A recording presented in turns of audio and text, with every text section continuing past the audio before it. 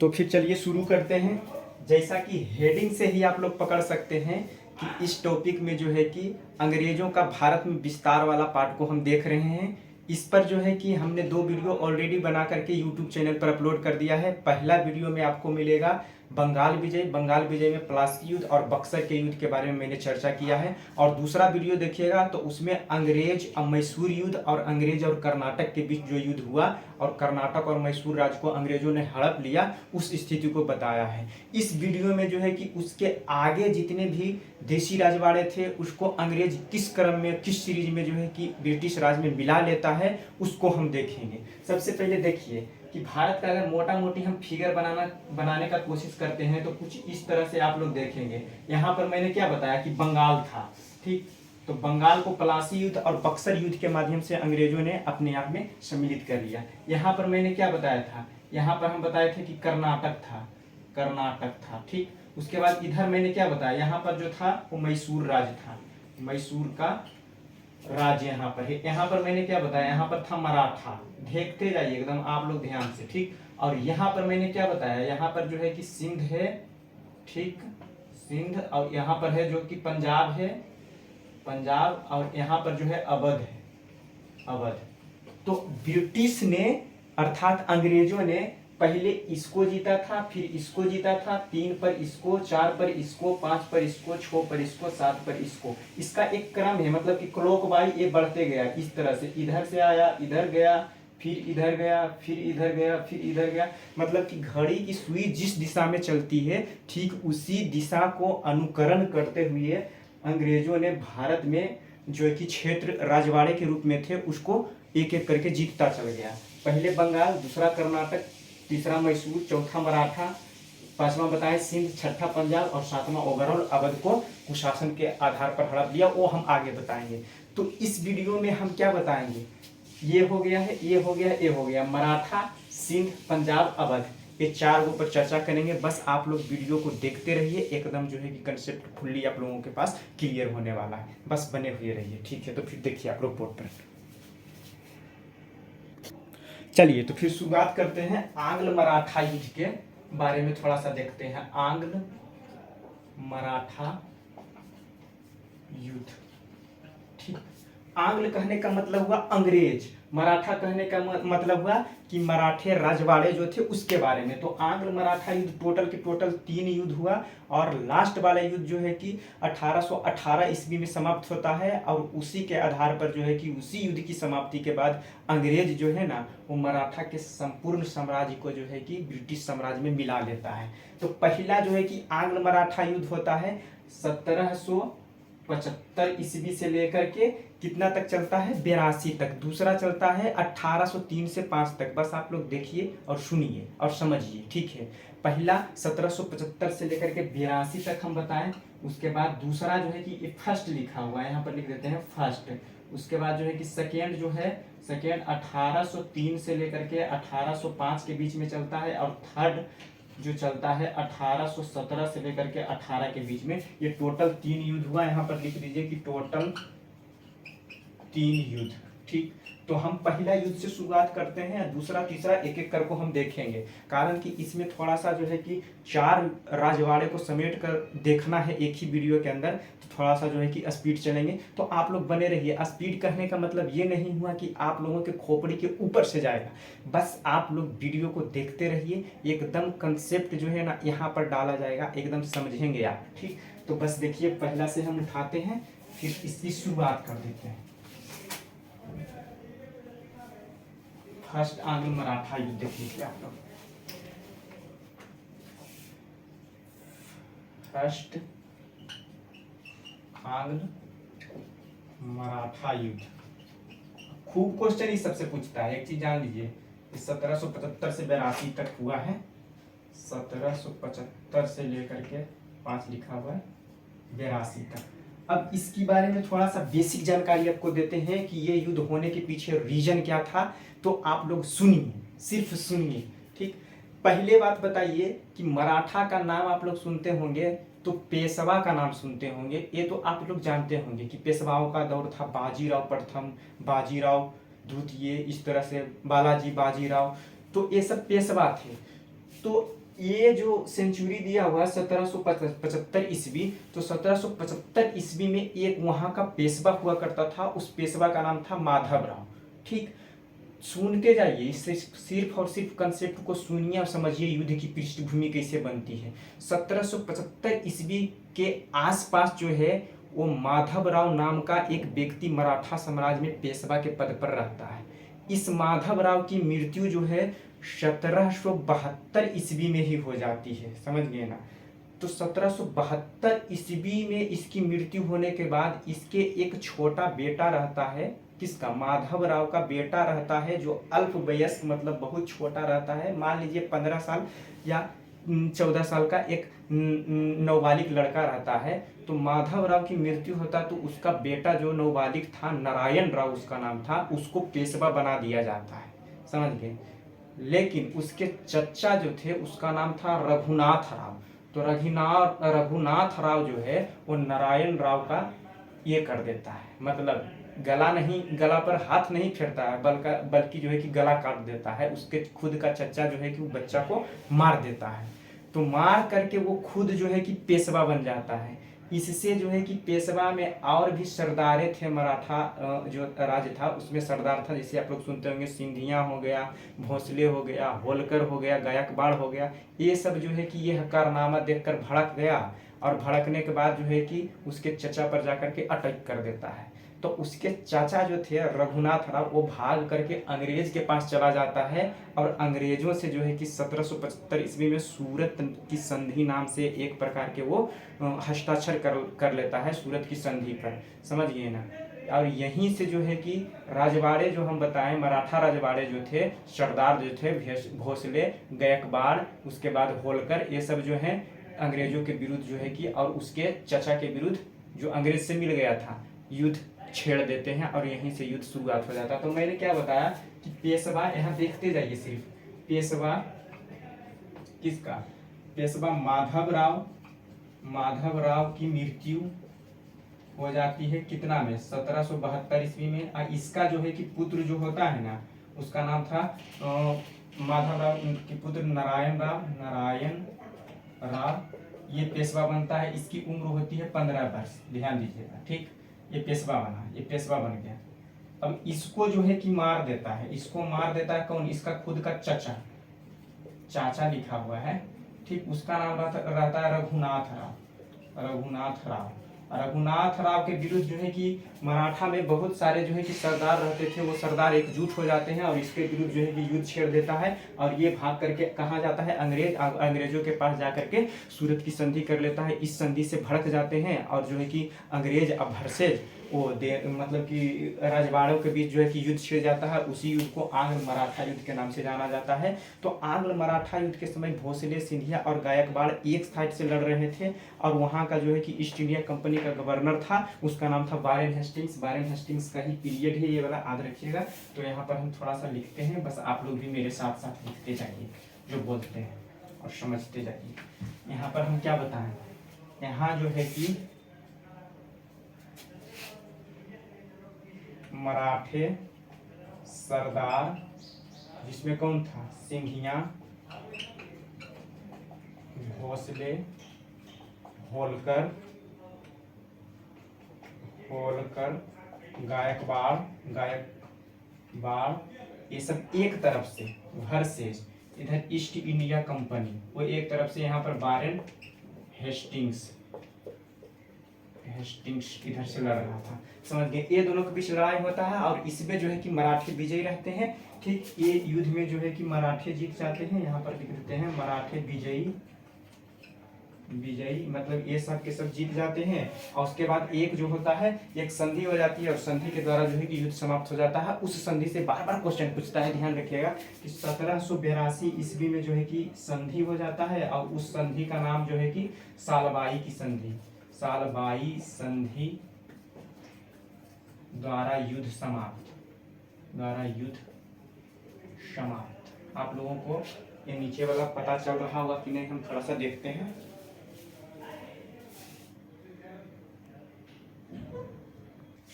चलिए आप लोगों को पता चल रहा है। तो यहाँ पर हम लिखे कि 1882 ईस्वी में सालवाई की संधि हो जाती है, इसी के द्वारा युद्ध समाप्त हो जाता है। अब आइए देखते हैं सेकेंड आंग्ल मराठा वार के बारे में।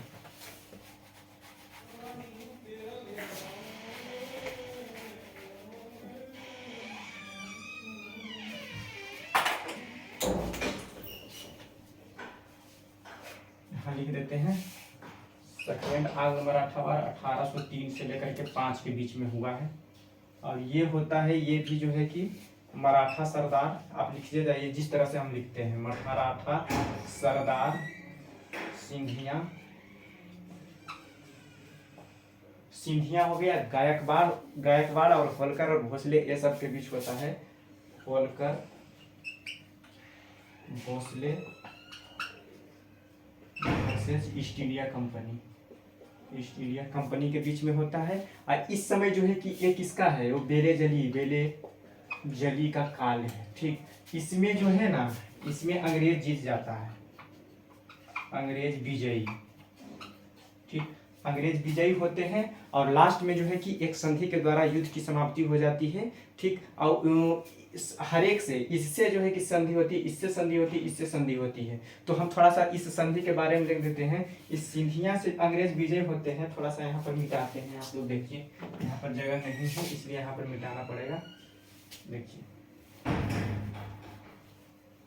सबसे पहले देखिए एक चीज हम बताते हैं कि यह सेकेंड आंग्ल मराठा युद्ध होने के पीछे रीजन यह था कि 1802 के आसपास बाजीराव द्वितीय नाम का एक व्यक्ति जो है कि पेशवा बनता है। और यह पेशवा बनता है और अंग्रेज के बहकावे में आकर के ये जो है कि आंतरिक संघर्ष वहां पर चल रहा था मराठों के बीच में। उस संघर्ष से तंग आकर के बाजीराव द्वितीय जो है अंग्रेजों के पास भाग कर जाता है। और भाग के जाने के बाद जो है कि 1802 ईस्वी में बसीम की संधि कर लेता है। इस संधि से जो है कि ये सब नाराज हो जाते हैं और अंग्रेजों के बीच युद्ध छेड़ देता है। तो थोड़ा सा इस पर भी आप लिख ही लीजिए कि 1802 ईस्वी में बसीम की संधि बाजीराव द्वितीय और ईस्ट इंडिया कंपनी के बीच होता है। ठीक, उसके बाद आगे देखिए आप। ठीक, यहाँ पर हो गया बसीम के संधि से जो है कि तंग आकर के ये सब जो है कि अंग्रेज के बीच युद्ध छेड़ देता है, जिसमें अंग्रेज जीत जाता है। वो तो हम आपको बता ही दिए। अब देखिए ये सबसे जो है कि संधि किस तरह से करता है ये बेले जली। अब यहाँ पर हम बताते हैं संधि के बारे में। थोड़ा सा संधि देखिए, संधि के बारे में हम बता देते हैं। यहाँ संधि लिखा हुआ ध्यान रखिएगा। ठीक, संधि जो होता है वो तीनों से संधि करता है। सबसे पहले तो करता है सिंधिया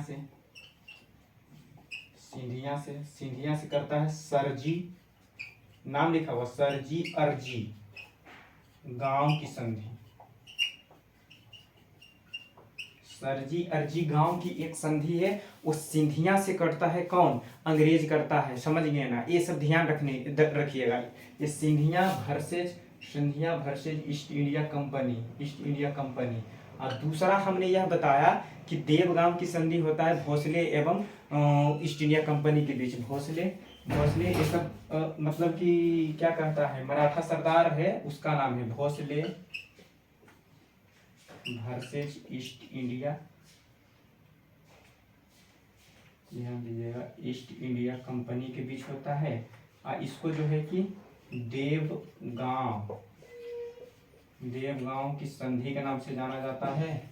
और तीसरा जो है वो होता है Holkar versus East India Company के बीच में। और ये जो है कि राजपूत घाट की संधि के नाम से जाना जाता है। ठीक, इसी के संधि के द्वारा ये तीनों संधि कर लेता है। उसके बाद युद्ध की समाप्ति हो जाती है। उसके बाद तृतीय आंग्ल मराठा युद्ध होता है। और उसके द्वारा जो है कि वो अंग्रेज पूरा का पूरा मराठा सरदार को अपने पक्ष में कर लेता है, क्या उसको हरा देता है। उसके बाद मराठा साम्राज्य को जो है कि मिला लेता है अंग्रेजी राज में। तो तीसरा थोड़ा सा देख लीजिए। ठीक,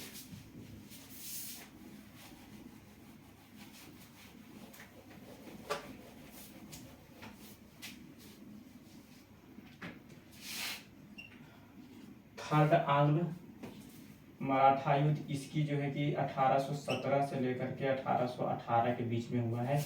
इतना जान लीजिए कि ये जितना भी युद्ध होगा मराठा सरदार वर्सेस अंग्रेज के बीच में होगा, अंग्रेज के बीच में होगा, ईस्ट इंडिया कंपनी या फिर अंग्रेज कह लीजिए। ठीक है, इसमें एकदम पूर्ण रूप से मराठों की पराजय हो जाता है। वो पराजय का कारण मुख्य रूप से क्या है वो हम आपको आगे बताते हैं, बस आप लोग देखते जाइए। ठीक है, देखिए क्या होता है ना कि इस समय जो है कि ईस्ट इंडिया कंपनी, यहाँ पर लिखते हैं east India Company. East India company जो है कि लॉर्ड हेस्टिंग्स नाम का एक गवर्नर जनरल उस समय हुआ करता था। तो लॉर्ड हेस्टिंग्स उधर से रहता है, लॉर्ड लॉर्ड हेस्टिंग्स जो है ना वो पिंडारी अभियान के बहाने, मतलब कि हम पिंडारियों को दमन करेंगे, जानबूझकर ये बात बोल करके जो है कि सभी वहाँ का जो सरदार था उसके ऊपर जो है कि हमला कर देता है। पिंडारी अभियान के बहाने जो है कि ये हमला करता है। ठीक है, यहाँ पर लिख देते हैं पिंडारी अभियान के बहाने हमला करके इसको जीत लेता है सरदार वाला में, और उस तरह से दो मराठा सरदार से दो संधि करता है और युद्ध की समाप्ति हो जाती है। ग्वालियर की संधि 1817 ईस्वी में हो जाता है अंग्रेज और सिंधियों के बीच में। एक मंदसौर की संधि होलकर वर्सेस कंपनी, वो भी लिख लीजिए। एक ग्वालियर की संधि जो होता है, ग्वालियर की संधि, ठीक, और एक होता है मंदसौर की संधि। एकदम देखिए मंदसौर लिखा हुआ, मंदसौर, ठीक, ये होता है 1817 में, ये होता है 1818 में। ये जो होता है ग्वालियर की संधि वो Scindia versus East India Company के बीच में होता है, और ये होता है Holkar versus East India Company के बीच में होता है, और युद्ध की समाप्ति हो जाती है और मराठा को जो है कि अपने साम्राज्य में मिला लेता है। अब देखिए आगे हम आपको बताते हैं, चलिए फिर देखिए आगे। ठीक है, यहाँ पर मराठा को जो है कि संपूर्ण रूप से जो है कि अपने साम्राज्य में मिला लेता है अंग्रेज। अब जो है कि आगे हम आंग्ल अफगान युद्ध के बारे में थोड़ा सा हम चर्चा कर देते हैं। वो इतना इम्पोर्टेंट नहीं है, वो इम्पोर्टेंट इस दृष्टि से नहीं है कि अफगानिस्तान पर जो है कि अंग्रेज भारत से जाकर के अटैक करता है, लेकिन उसको जो है कि कोई विशेष सफलता नहीं मिलती है। वो संपूर्ण अफगानिस्तान को कभी जो है कि अपने साम्राज्य में नहीं मिला पाया था। इसके पीछे जो है कि बहुत बड़ा रीजन होता है, वो रीजन को किसी और वीडियो में बता देते हैं। बस इसमें ये सुनिए कि फर्स्ट आंग्ल अफगान वार जो होता है ना 1839 से 42 में, और द्वितीय आंग्ल अफगान युद्ध जो होता है 1878 में, बहुत लंबा समय के बाद होता है। समझ गए ना। आंग्ल अफगान युद्ध के बारे में थोड़ा सा हम बता देते हैं। आंग्ल अफगान युद्ध टोटल जो है कि टोटल 2 युद्ध, 3 लिखा गया गलती से, टोटल 2 युद्ध हुआ। और इसकी जो है कि पैरामीटर हम क्या बताएं कि पहला जो है कि आंग्ल अफगान 39 से 42, 1839 से लेकर के 42 में हुआ, और दूसरा हुआ 1878 ईस्वी में। इस समय जो है कि यहाँ पर हम लिखते जाते हैं, आप लोग देखते जाइए कि फर्स्ट आंग्ल अफगान युद्ध जो है कि 1839 से लेकर के 42 के समय जो है कि अंग्रेज ईस्ट इंडिया कंपनी की तरफ से अंग्रेज, इस तरह से लिखिए ना जी, Afghan versus East India company. यहाँ पर ईस्ट इंडिया कंपनी की तरफ से आकलैंड जो है ना वो गवर्नर जनरल था। ठीक, इधर अफगानों के बीच होता है, लेकिन किसी को कोई विशेष सफलता नहीं मिलती है, विशेष सफलता नहीं। ठीक, फिर द्वितीय बार वही होता है लॉर्ड लिट्टन के समय। ये लिट्टन का समय है, लिट्टन के समय जो है कि आक्रमण होता है, इतना समझिएगा। उसमें भी कोई विशेष सफलता नहीं होती है, लेकिन एक चीज में अंग्रेज सफल हो जाते हैं, अफगानिस्तान से जो है कि राजनयिक संबंध बनाने में जो है कि अंग्रेजों को सफलता प्राप्त हो जाती है। इस संबंध का मतलब यह था ना कि अफगानिस्तान का पोजीशन आप देखिएगा भारतीय मानचित्र पर, इस तरह से देखिएगा ना, तो इस तरह से अफगानिस्तान की स्थिति यहाँ है। तो अफगानिस्तान की स्थिति जो है कि ये बॉर्डर जो है कि भारत में टच करता था, इसलिए जो है कि कोई भी एक कॉन्टिनेंट का दूसरा कॉन्टिनेंट से अगर बॉर्डर टच कर रहा है ना, तो उसके बीच वाले जो मतलब कि लगा हुआ कॉमन भाग है, उसी को बफर स्टेट के रूप में जाना जाता है। तो अफगानिस्तान जो है कि एक बफर स्टेट के रूप में अंग्रेजों को सुरक्षा प्रदान करता था, ताकि उधर से जो है कि उसके और भी दुश्मन जो है कि भारत पर अटैक करने से पहले उसको अफगानिस्तान से होकर गुजरना पड़ेगा। और अफगानिस्तान का अच्छा संबंध बन गया था अंग्रेजों के साथ। तो यहीं पर अफगान युद्ध का जो है कि समाप्ति हो जाता है। वो हड़प नहीं पाता, लेकिन उसके साथ संबंध वो बना लेता है। उसके बाद आगे जो है कि सिंध विलय के बारे में हम थोड़ा सा चर्चा करते हैं कि 1843 ईस्वी में गवर्नर जनरल एलन बरो के काल में जो है कि चार्ल्स नेपियर जो है उसका सैन्य कमांडर था, वो जो है कि सिंध का विलय कर लेता है। जबकि सिंध के जो है कि अमीर जो है ना अंग्रेजों के वफादार था, समझ गए ना, फिर भी जो है कि अंग्रेज जो है कि उसका विलय कर लेता है। इस पर खुद उसका सैन्य कमांडर अंग्रेज वाला चार्ल्स नेपियर बोलता है कि हमें सिंध विलय करने का कोई अधिकार नहीं है, लेकिन हम ऐसा करेंगे क्योंकि हमारे लिए जो है कि बहुत ही लाभप्रद होगा। और यह अपने डायरी में लिखता है ये चार्ल्स नेपियर, समझ गए। तो इसके बाद जो है कि सिंध विलय पर थोड़ा सा हम चर्चा करते हैं। आई होप आपको ये सब समझ में आ रहा होगा। सिंध विलय के बारे में थोड़ा सा देखिए।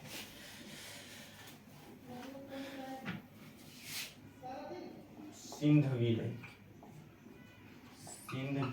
सिंध विलय 1843 ईस्वी में जो हो जाता है। सिंध विलय पर जो है कि थोड़ा सा हम लिखते हैं यहाँ कि गवर्नर जनरल, जी लिखा हुआ है, मतलब जी नहीं पढ़ लीजिएगा, गवर्नर जनरल लिखा हुआ है, एलन बरो के काल में, जैसे लिखते हैं बस वैसे लिखते जाइए। सैन्य कमांडर चार्ल्स नेपियर ने संपूर्ण सिंध का अंग्रेजी राज में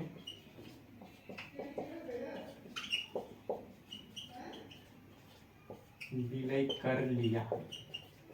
ठीक, मेंस की दृष्टि से बीपीएससी में ये सब जो है कि यहाँ से क्वेश्चन उठा देता है कि वहाँ का जो है कि अमीर जो है सिंध पर जो है कि अमीरों का शासन चलता था, वो अंग्रेजों के वफादार हुआ करता था, फिर भी जो है कि क्यों इसका विलय कर लिया। तो चार्ल्स नेपियर जो है कि खुद ये वाला स्टेटमेंट हम क्या बताएं आपको। चार्ल्स नेपियर का एक स्टेटमेंट आता है कि हमको जो है कि सिंध विलय करने का कोई अधिकार नहीं। लिख ही लीजिए, चार्ल्स नेपियर के बारे में थोड़ा सा हम बता देते हैं। चार्ल्स नेपियर की हमें सिंध विलय का कोई अधिकार नहीं है, फिर भी हम ऐसा करेंगे क्योंकि हमारे लिए यह लाभप्रद होगा। इस तरह से जो है कि बात वो अपनी डायरी में लिखता है। सिंध पर जो है कि विजय प्राप्त नहीं करना चाहता था, लेकिन इसके पीछे भी रीजन कुछ होता है कि सिंध जो है कि भारी उपजाऊ भूमि थी, वहाँ के अमीर जो है कि बहुत बड़े बड़े जो है कि धनी होते थे। तो ये सब लालच के कारण जो है कि ये एलन बरो कहता है चार्ल्स नेपियर को कमांडर बनाकर कि जाओ सिंध को हड़प लो, और हड़प लेता है। हड़पते हुए इसके आंखों से आंसू निकल जाता है। लेकिन एक चीज़ जान लीजिए कि साम्राज्यवाद में नैतिक अनैतिक बातों का कोई उतना जो है कि वैल्यू नहीं होता है। एक चीज़, ये सब चीज़ आप लोग ध्यान रखिएगा थोड़ा सा। ये सब जो है कि मेंस की बातें हैं, तो हम आपको बता दिए। अब आगे देखिए आप लोग, पंजाब विलय के बारे में थोड़ा सा चर्चा कर देते हैं, समझिए ना। मिटा दिए आप लोग जो है कि पीछे जा करके थोड़ा सा बैक करके इसको लिख सकते हैं। पंजाब विलय के बारे में थोड़ा सा बताते हैं। आंग्ल सिख युद्ध के नाम से ये जाना जाता है, क्योंकि पंजाब जो है ना वो सिखों का गढ़ था। तो यहाँ पर लिख लीजिए आंग्ल सिख युद्ध।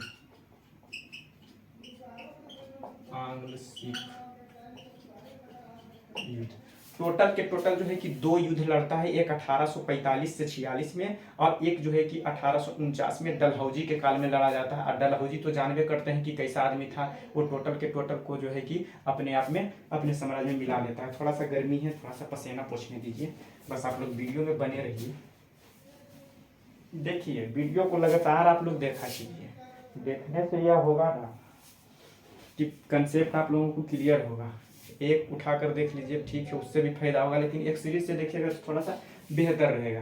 तो देखिए पंजाब विलय के बारे में बताते हैं कि पंजाब पर एक सिखों का जो है कि राजा हुआ करते थे रंजीत सिंह, जो है कि 1792 से 39 ईस्वी इसका जो है इनका जो है कि पीरियड होता है। जब तक रंजीत सिंह थे तब तक अंग्रेजों को जो है कि बढ़ने नहीं दिए, लेकिन रंजीत सिंह बेचारे का मृत्यु 1839 ईस्वी में हो जाता है, और 39 ईस्वी में मृत्यु होने के बाद जो है कि उसके जो है कि 6 साल के बाद जो है कि पंजाब पर अटैक कर देता है लॉर्ड हार्डिंग, समझ गए। उसके बाद जो है कि हरा देता है और सहायक संधि उससे कर लेता है अपने बात मनवाने के लिए। लेकिन एक और प्रतिक्रियावादी गवर्नर जनरल आ जाता है लॉर्ड डलहौजी। डलहौजी जो तो हड़प नीति के लिए जानबे करते हैं, उनका जो है कि विशेष एक योगदान ही है। लेप्स लेक्टी एक्ट जो वो भी पढ़ते होंगे। तो आंग्ल सिख युद्ध के बारे में हम थोड़ा सा मतलब की चर्चा करते हैं। सिख कह लीजिए या फिर पंजाब कह लीजिए, टोटल 2 युद्ध हुआ। यहाँ पर लिख देते हैं टोटल 2 युद्ध लड़े गए। पहला हमने बताया कब, फर्स्ट जो है कि 1845-46 में, और द्वितीय जो है कि 1849 में जो है कि हड़प लिया गया। ठीक, फर्स्ट 1845-46 के बारे में थोड़ा सा हम चर्चा यहाँ पर कर देते हैं। यहाँ पर देख लिए होंगे तो यहाँ पर मिटाते हैं आप लोग। देखिए फिर ये दोनों युद्ध के बारे में आप देख लिए होंगे, ईस्वी कब से कब है। ये सेकेंड के बारे में है, सेकेंड के बारे में है, और ये जो है कि फर्स्ट के बारे में हम बताएं। अब थोड़ा सा इसको मिटाते हैं। देखिए बस रंजीत सिंह के बारे में हम क्या बताएं, वही चीज। बस रंजीत सिंह के बारे में थोड़ा सा लिख लीजिए कि रंजीत सिंह जो है कि इनका पीरियड है 1792 से लेकर के 39, 1839 ये लिखा हुआ है, ये नहीं 1739 समय पीछे थोड़े ना आएगा। 1839 के बीच में ये जब तक थे तब तक अंग्रेज पंजाब पर हमला नहीं किया, क्योंकि एक बहुत प्रसिद्ध जो है कि राजा हुआ करते थे, और इनका सैन्य शक्ति जो है कि काफी पावरफुल, और इनका माइंडसेट जो है कि अंग्रेजों से कहीं बढ़ कर था। तो जब तक जिंदा थे तब तक किसी को आने नहीं दिया, हमला नहीं किया। लेकिन मृत्यु के बाद जो है कि हमला कर देता है। उसके बारे में हम थोड़ा सा चर्चा करते हैं। फर्स्ट आंग्ल सिख युद्ध के बारे में बताते हैं आप लोगों को, बस देखते जाइए। फर्स्ट आंग्ल सिख युद्ध 1845 से लेकर के 46 में, 45-46 लिखा हुआ है। और इधर जो है कि हम बताएं क्या, 45-46 में लॉर्ड हार्डिंग जो है कि यहाँ पर जो है कि Sikh versus East India Company, Lord Hardinge ये युद्ध की जो होती है अंतिम बात जो है कि हार्डिंग सरदारों को हरा देता है। ईस्ट इंडिया कंपनी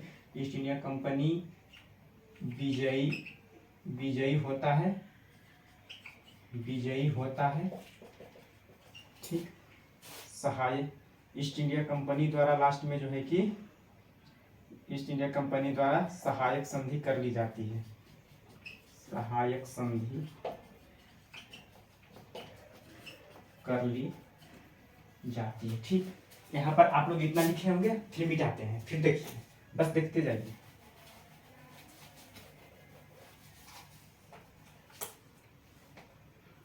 देखिए सेकेंड आंग्ल सिख युद्ध जो है कि 1849 ईस्वी में होता है। ये Sikh versus East India company, इस समय जो है कि डलहौजी का कार्य आता है, डलहौजी।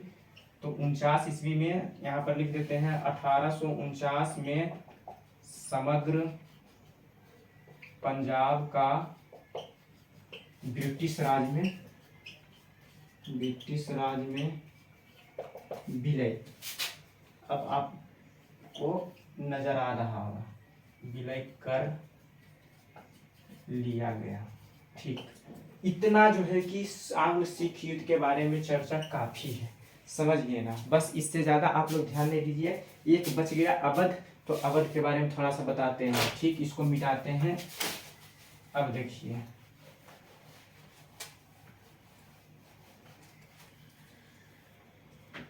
1856 ईस्वी में जो लॉर्ड डलहौजी का लास्ट कॉल होता है, 56 के बाद जो है कि रिटायर कर जाता है, उसके बाद जो है कि कैनिंग आ जाता है। तो 1856 ईस्वी में कुशासन के आधार पर जो है कि अवध का विलय कर लिया गया। तो ये ध्यान रखिएगा कि अवध का विलय, अवध का विलय, बस इसके बारे में लिख लीजिए। कुशासन का आरोप लगाकर, ये पूछता है क्वेश्चन कि अवध का विलय किस ढंग से किया गया, तो कुशासन का आरोप लगाकर 1856 ईस्वी में अंग्रेजों द्वारा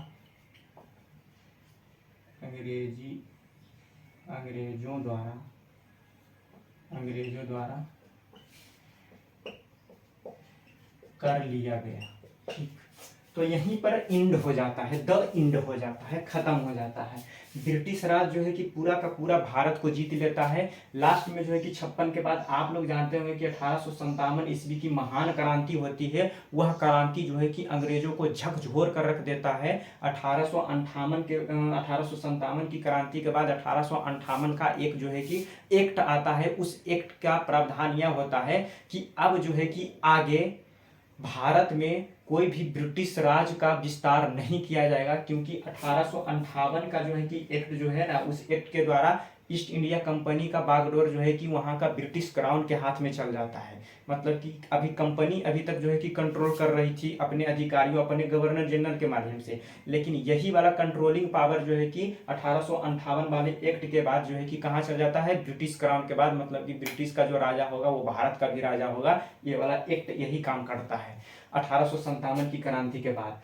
तो लास्ट में जो है कि अवध का विलय 1856 इसका लास्ट होता है। ठीक है, तो यहीं पर जो है कि ये समाप्त हो जाता है। तो आई होप हम आपको क्या बताएं हैं, थोड़ा सा आपका माइंड जो है कि फिर से सेट कर देते हैं एक बार। ये मान लीजिए कि ये भारत है, ठीक, ये भारत है। यहाँ पर जो है कि 1 नंबर पर जीता बंगाल को, बी फॉर बंगाल।